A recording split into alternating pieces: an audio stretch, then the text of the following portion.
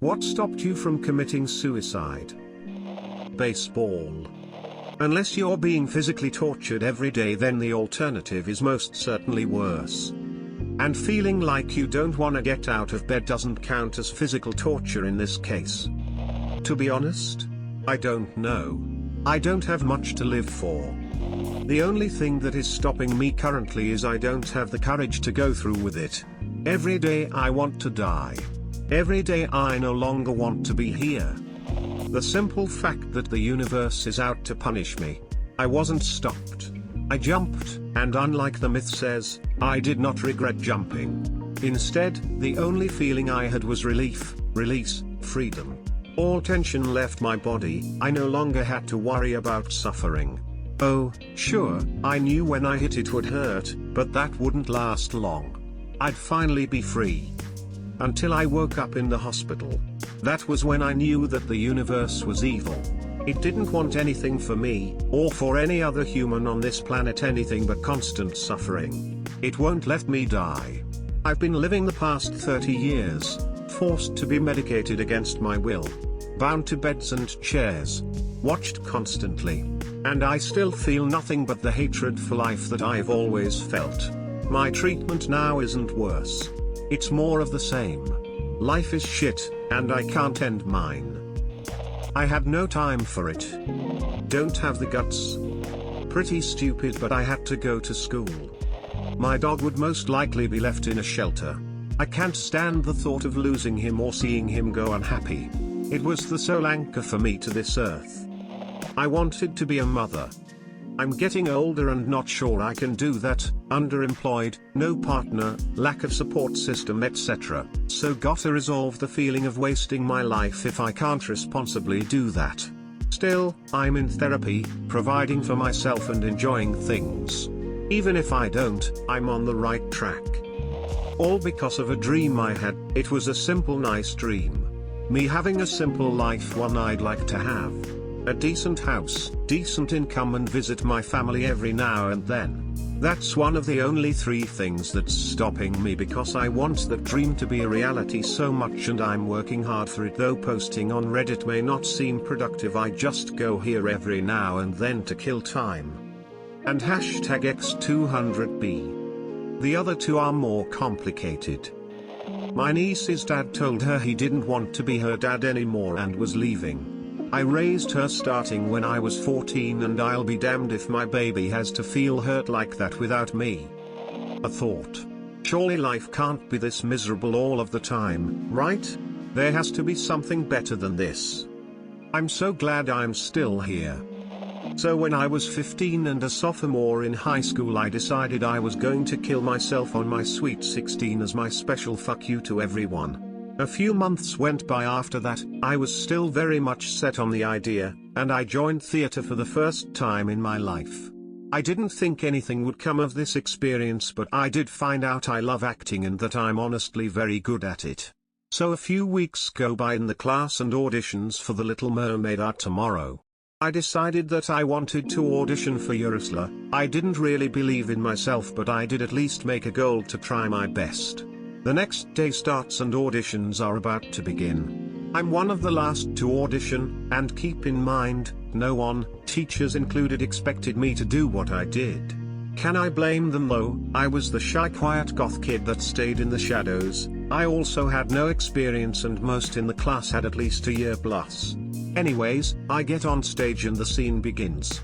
By the end of it, everyone was completely silent, staring at me in a shocked way. I mean, I did fully embody her character. Evil and anger was super easy for me to act. The teacher asked me to do a witch cackle and I did. And that was the end of auditions. Skip to tomorrow. I find out cast has been posted. My heart is beating out of my chest as I approach the list. Then I see my name right under Ursula.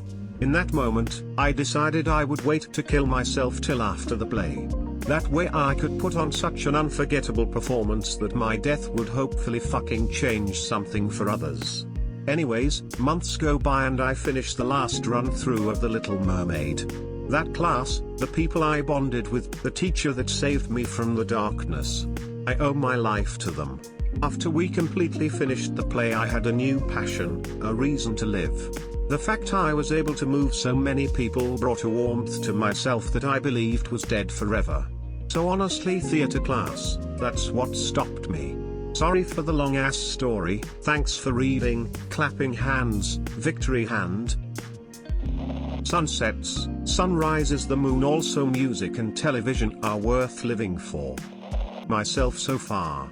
I feel like everyone else but myself trying to convince me that I should do it. Mostly I am stubborn and do otherwise of whatever people say. Maybe that is saving me. If I die, then the bad people win. If I do it, they win. For me it was hate. Hatred has a way of driving someone to do better. I was living with my grandmother. It was the thought of her finding my body that stopped me. Recently my daughter, who's 3. Then, if I die, this hoe 3 is gonna try and get my man. I was toxic as hell, and someone else would be living the life I was supposed to with this man who is now my baby's father and my loving spouse. I failed skeptical. The serenity prayer, praying gesture. I have a crazy story. If Op wants to hear it, I'd rather tell it privately. The pain of it. It would hurt too much. Can't eat the gun. I'm a lazy. Spite, I have to outlive my enemies. My dog and cats. The knowledge that they would be left alone and confused was too much for me to go along with my plan. I continue to be prevented by my lack of access to painless, quick, and guaranteed methods. That, and I'm waiting for my adopted parents to die. A stranger. I made a post on an anonymous app about how I felt life wasn't worth living anymore, and they messaged me with a challenge. Make a list of things you'd miss if you died. Sounds obvious and small, but it completely changed my view on life. I would miss out on my best friend laughing, their wedding, and the rest of my cat's life, and I couldn't do that to either of them. I still have that list saved in my notes app, and I look at it whenever things feel hopeless, adding at least one thing every time I look at it, and they'll never know how significant their one message was. The second floor window wasn't high enough for a certain kill. I would have received even worse treatment if I tried it unsuccessfully. My absolutely horrible fear of death. My children. I could never leave that on them. Didn't want to give the bastards the satisfaction. My family found me in time. It felt like a miracle. The cops actually refused to go looking for me because according to them it could be a trap for them. I was out in the woods by a river. At a place that you had to go down 200 flights of stairs to get to. They were very close to not finding me, but they saw the light from my phone really far away.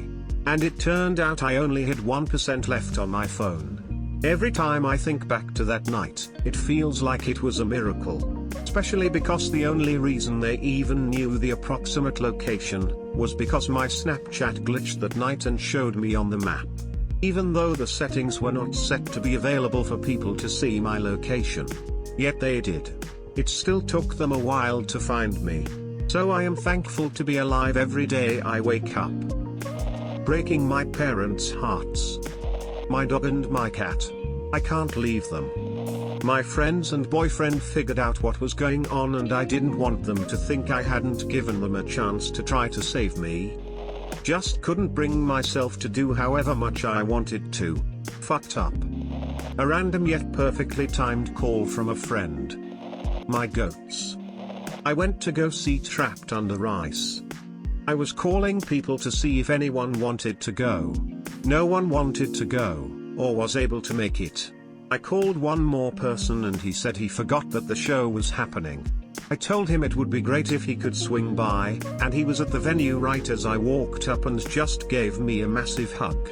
We hung out the whole time together, graded people's stage dives and just had a genuinely good time.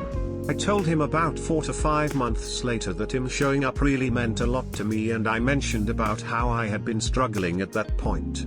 He had no clue, but he said he was happy he was there and that I'm still here. Out of all the shows I've been to, that one will always be my favorite. Fuck, I cried writing that the whole time. Ha ha. Either way, to it till I die. Edit, took out a word and spaced it out. Edit 2, thank you stranger for the award smile. How I could arrange things for the long run so my spouse and child would understand and be okay that I opted out. I tried and tried running every kind of scenario to make it work and I just couldn't figure out how to do it. Then I went for treatment. That was 13 years ago. My parents still being alive. Once they're gone though, see ya. This will probably get buried, but my best friend in high school passed away suddenly at the age of 16. I'll never forget the look on her mother's face as they lowered her casket into the ground. I told myself no matter how awful I felt, I could never do that to my mother. Mom would be sad. A straight cat become my best friend. My sister killed herself when I was 13. It was devastating, and even though I went through some severe depression in my later teen years, and contemplated it, seeing how it affected everyone kept me from ever going through with it.